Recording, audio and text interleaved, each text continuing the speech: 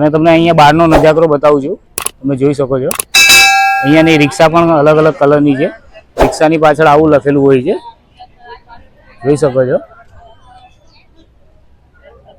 અહીંયા જેટલી પણ રિક્ષા છે પિંક કલરની છે અને દરેકે દરેક રિક્ષા એ એક લેડીઝ ચલાવે છે એટલે વુમન એમ્પાવરમેન્ટનું જે ઉદાહરણ જોવા મળે છે, તો કે માત્ર ને માત્ર અહીંયા જોવા મળે છે, જેની અંદર ટોટલી જે રિક્ષા ચાલક છે લેડીઝ ચલાવે છે। તો ભાઈ તમે ભાઈ આ ભાઈની વાત સાંભળી, તમે જોઈ શકો છો। હું તમને રિક્ષા પણ બતાવું છું।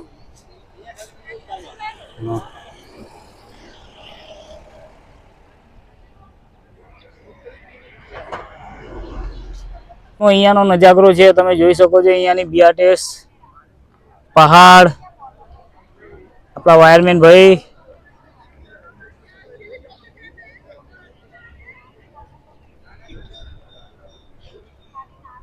આ રીતનું અહીંયા સારું એવું જોવા જેવું છે, એટલે પણ તમે પણ આવજો। સંપૂર્ણ નેચરલ વાતાવરણ છે અને for my point of view કે તમારે એક વખત તો અહીંયા ચોક્કસ મુલાકાત લેવી જોઈએ।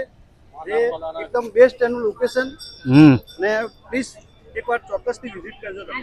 આ નર્મદાના ગોદમાં સ્ટેચ્યુ ઓફ યુનિટી એકવાર મુલાકાત અવશ્ય લેજો ભાઈ, લેજો ભાઈ। આ ભાઈએ કહ્યું છે, ખરેખર અહીંયા આવવા જેવું છે। આજુબાજુનો નજારો પણ સારો છે, જોઈ શકો છો તમે। અહીંયા પણ બતાવું છું પહાડ,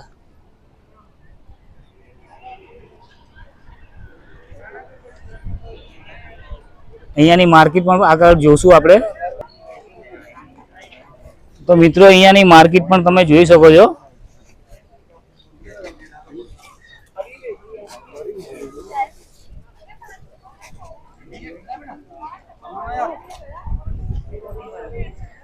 અમારા વાયરમેન ભાઈ બે શબ્દ કહેશે।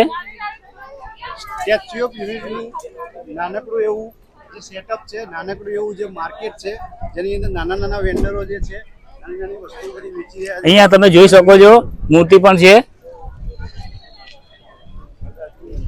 અમારા મિત્ર ખરીદી કરી રહ્યા છે। અમારા મિત્ર ભાઈ ખરીદી કરી રહ્યા છે।